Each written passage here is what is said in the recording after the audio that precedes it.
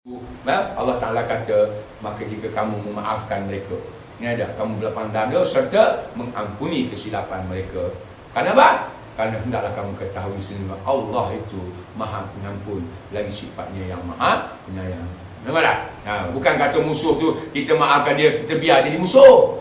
Nah, kembalikan mereka dan kemudian lapang dada, maaf dan ampunkan mereka atas kelalaian mereka, tapi jangan biarkan dia berterusan.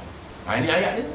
Dan kemudian daripadanya, ya dah akhir sekali yang anda baca juga tadi, innama amwalukum wa auladukum fitnatun wallahu indahu ajrun azim. Maka hanya senya dia kata di situ, apa dia, harta benda kamu. Itu bulan perak yang melalaikan kita, harta benda kita. Dan juga wa auladukum, anak-anak kamu, fitnah, ujian. Ujian rupanya tuan-tuan. Ya dah, fitnah ni ujian. Ya ada setengah-setengahnya diujian dengan ketaatan, ada setengahnya diujian dengan apa ni, orang kata pelanggaran dan seumpamanya. Ya, jadi harta benda ini perlu kita berhati-hati. Wallahu indahu, dan Allah di sisi dia ajrun azim. Ya ada ganjarannya paling besar. Ya ada di sisi Allah, bukan di sisi makhluk dia. Jadi apabila kita yakin dan hidup akan dalam diri kita bahawa yang memberi ganjaran yang besar ialah Allah Ta'ala, maka sentiasalah kita mencari ganjaran di sisi Allah Subhanahu Wa Ta'ala. Berjaga-jaga kita untuk menghadapi fitnah yang ianya atas urusan harta benda kita dan juga anak pinak kita. Jadi itu tuan-tuan, yang benda ni tak lari daripada kita. Semua kita hari ni sudah berumah tangga, sudah ada anak, maka benda ini terpakai pada kita. Maka menjadi tanggungjawab kita untuk memastikan kita balik ke rumah, mereka jadi kekuatan serta kemuliaan, tidak mereka jadi musuh-musuh kita. Kerana di luar sana ramai sudah jadi musuh-musuh kepada orang yang beriman, sehingga mereka merosakkan kehidupan orang-orang yang beriman itu sendiri. Jadi wallahu a'lam bishawab. Tak jadi juga nak bincang banyak dah. Allah Nabi. Ada bincang sikit. Ya. Ustaz, macam status iman orang yang dia ikut-ikutan Ustaz? Ya. Dia tak faham macam. Itu sebabnya dia bermula iman ini. Islam ni daripada peringkat bawah. Kita ambil kita dulu. Lahir kita Islam. Lahir kita beriman. Tetapi kalau kita tak dididik dengan pengertian iman yang sebenarnya dan Islam yang sebenarnya, itu jadi ikut-ikut tadi. Di sini mana kelalaiannya? Ibu bapa. Itu peringatan tak disampaikan. Ibu bapa yang mengambil ringan tentang Islam, tentang iman. Mereka ingat iman dan Islam itu dia datang menggolek. Allah muliakan sebahagian lahir dalam kalangan orang yang beriman dan Islam. Tapi mulianya orang yang beriman tadi atas nama Islam, mereka sekali-kali tidak pernah lupa untuk mendidik anak-anak mereka atas nama iman dan Islam. Ada tak Allah ajar tak? Ada tak Allah ajar kita macam mana? Ada? Di mana? Al-Quran? Mana? Ada? Tapi kita baca je. Tapi kita tak pernah ambil pengajaran. Ya bunayya la tusyrik billah, inna syirka la zulmun azim. Ya bunayya aqimis shalah wa amur bil ma'ruf wanha 'anil munkar wasbir 'ala ma asaba innaka zalika min azmil umur. Ni banyak ayat kita baca.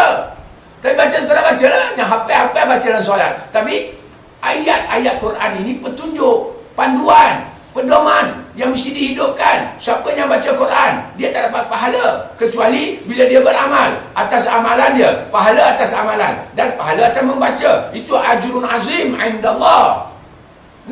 Tapi baca Quran tak beramal, dapat pahala tak? Tak dapat pahala. Malahan yang khawatirnya Nabi kata kam min qari'in yaqra'ul Quran wal Quran yal'anahu. Beramai yang baca Quran, akhirnya Quran itu akan laknat kami. Kenapa? Ayat Quran dibaca tapi tak diamal. Mana je kata ikut-ikutan. Islam, iman ikut-ikutan, Islam ikut-ikutan, baca Quran ikut-ikutan, solat semuanya atas ikutan, tidak di atas keyakinan dan tidak di atas ilmu. Di atas keyakinan, ikhlas, di atas ilmu tadi, perbuatan khusyuk.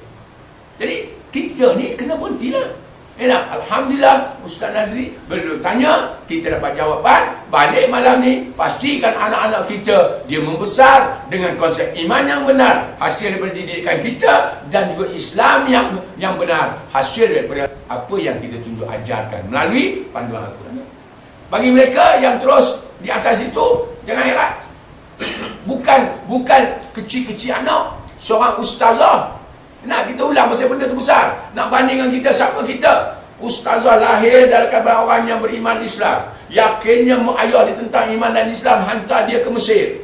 Ngaji dia di Mesir, balik dengan kelulusan yang cukup hebat. Kahwin pula dengan ustaz mengajar manusia ittaqullah. Entah.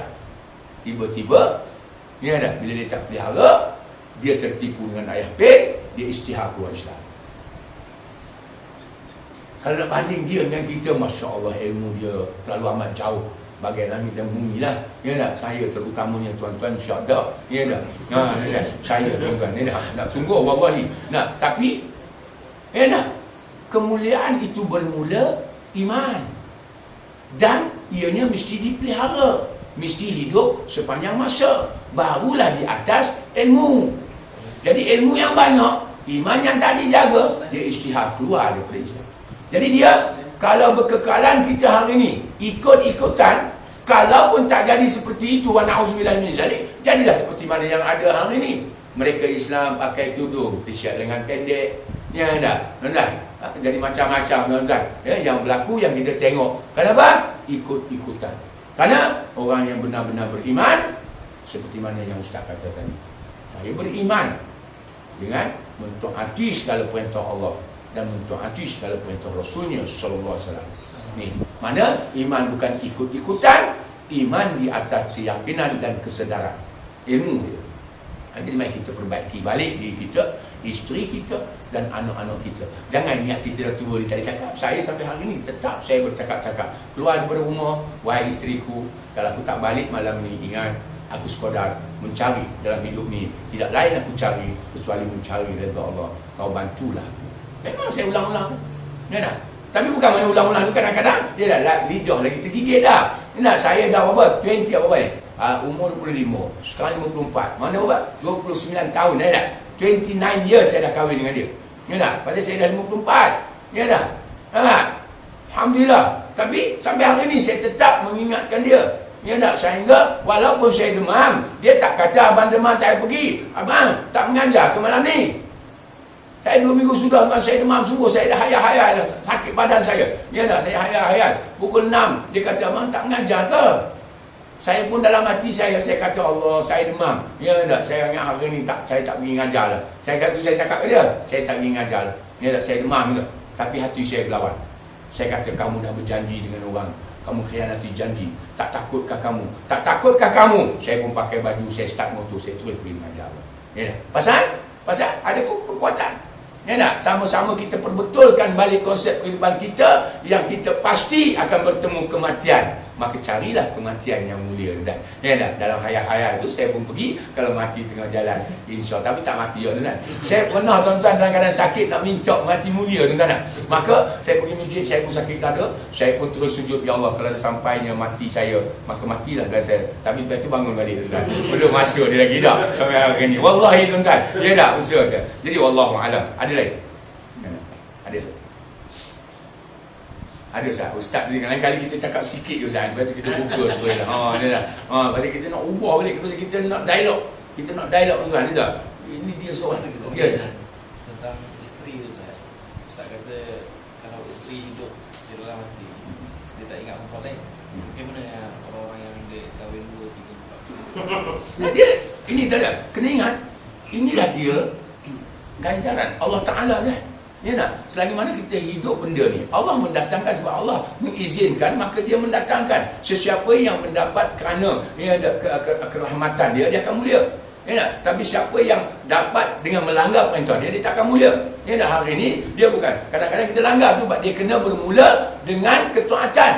2, 3, 4 dengan ketaatan. Ya tak? Kalau tidak dengan ketaatan tak jadi. Ya tak? Saya pun ada tengok 2, 3 orang yang mereka ni walaupun suami tak ada, tetapi yang tua mengajak yang muda, jom kita pergi pasar.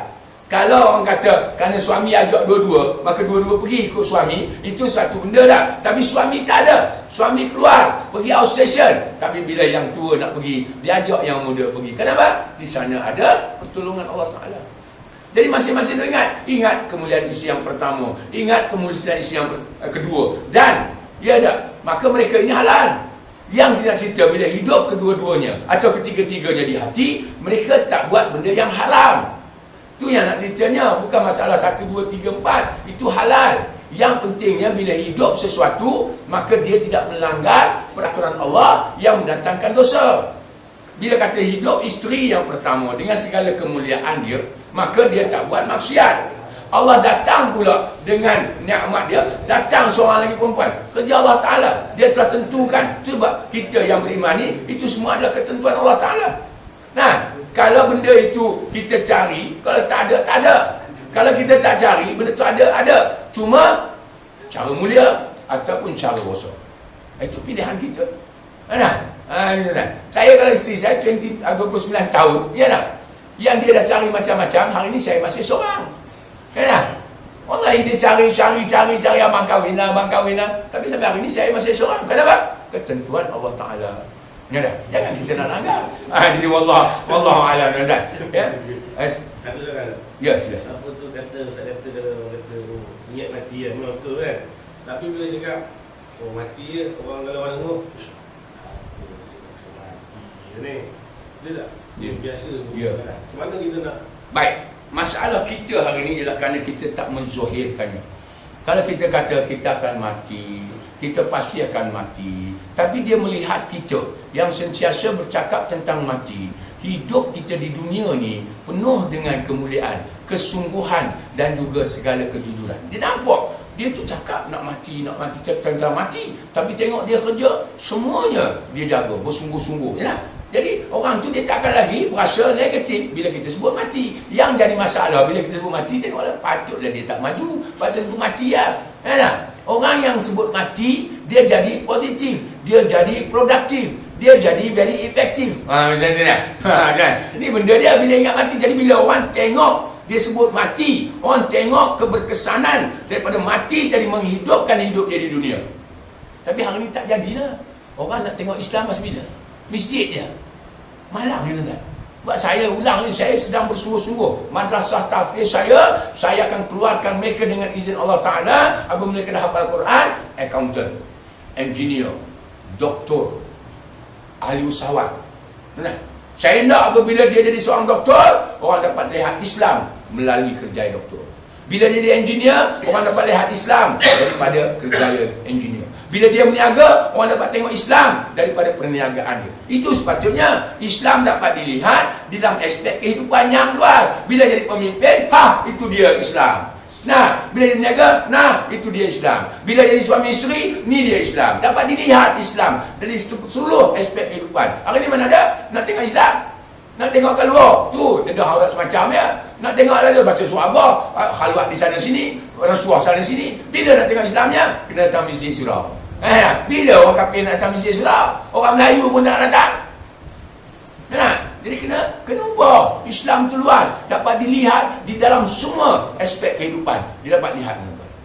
Tu saya kata, ubah serban ni. Paling tidak lah. Pakai macam ni mulia tak? Rasa mulia tak? Pakai jubah serban ni, pakaian jubah serban ni mulia tak? Mulia. Pasal apa mulia? Sunnah. Yakin? Kenapa kita tak pakai dua? Nak sesuatu yang kita yakin. Kalau hidup dia tak ada. Maksud dia tak. Saya nak hidupkan doktor. Saya bagi contoh tuan-tuan. Doktor, dia hafaz Quran, dia keluar jadi seorang doktor, pakai jubah serban. Dia pun cek, Tuan memang dah kena kanser tahap 4. Tapi Tuan kena sabar. Ini ujian Allah Ta'ala. Saya akan ikhtiar bagi ubat mengikut ilmu saya. Tapi Tuan malam-malam, bangun malam, solat, minta kepada Allah Ta'ala. Nampak? Ini orang yang pakai jubah serban, yang ingat Allah. Dia tak. Tapi kalau dia tak pakai, Tuan, confirm, tahap 4. 2 bulan lagi, mampu. Itu yang ada ni yang datang kan, anak doktor bagi 3 bulan. Ya tak? Tapi kalau orang yang ada akhlak agama, mati itu kerja Allah Ta'ala. Dia tak sebut. Dia kata malam, bangun, mintalah pada Allah Ta'ala. Nampak? Itu beza dia dapat lihat Islam melalui kerjaya tu lah. Ini mana nampak Islam? Ini jadi malam. Ya, jadi kita kena ubah balik. Jadi anak kita pun kita didik gitu. Majulah kamu, berjayalah kamu, hebatlah kamu. Tapi kehebatan yang menunjukkan Islam pun. Jangan hebat yang ianya orang terlanggar lentok agama kita jadi. Ya dah. Dia walaupun kita jadi apa pun dengan Islam kita jadi mulia insya-Allah. Apa pun kita jadi tanpa Islam kita jadi hina. Wallahu a'lam bishawab. Marilah kita terus-menerus tuan-tuan memelihara sifat ketakwaan. Ya dah. Kalau kita tahu jalannya alhamdulillah, kalau tak tahu insya-Allah tanyalah pada ustaz-ustaz lain. Ya dah. Kerana hanya dengan sifat ketakwaan itu sajalah kita akan jadi hamba-Nya yang mentaati perintah-perintahnya. Marilah kita memelihara sifat ketakwaan itu, kerana hanya dengan sifat takwa itulah kita akan jadi hamba-Nya yang hanya akan berdoa meminta pada Allah Ta'ala petunjuk serta kekuatan. Tak sekali-kali kita akan minta daripada manusia atau makhluk yang lain. Ya dah. Dan marilah kita pelihara ketakwaan ya dalam diri kita, kerana kita yakin dengan ketakwaan itulah menjadikan kita hamba-Nya yang akan terus bertawakal, menyerah diri hanya pada Allah Ta'ala, dan kita sekali-kali tidak bergantung kepada manusia dan juga makhluk-makhluk yang lain. Marilah kita berjanji, jika dia beri kita kelebihan dalam kehidupan ini, kita bersyukur atas kelebihan itu, dan kita berjanji menggunakan kelebihan itu pada jalan jihad fi sabilillah. Dan kalau dia uji kita dengan kepayahan dan juga kesulitan, marilah kita hidupkan sifat kesabaran, tetapi kita nyatakan di dalam hati-hati kita, ya Allah, ya Tuhan kami, sejahtera dan Tuhan melainkan Engkau. Wallahu a'lam bishawab. Aku qouli hadza wa astaghfirullahal azim li wa lakum. Assalamualaikum warahmatullahi wabarakatuh.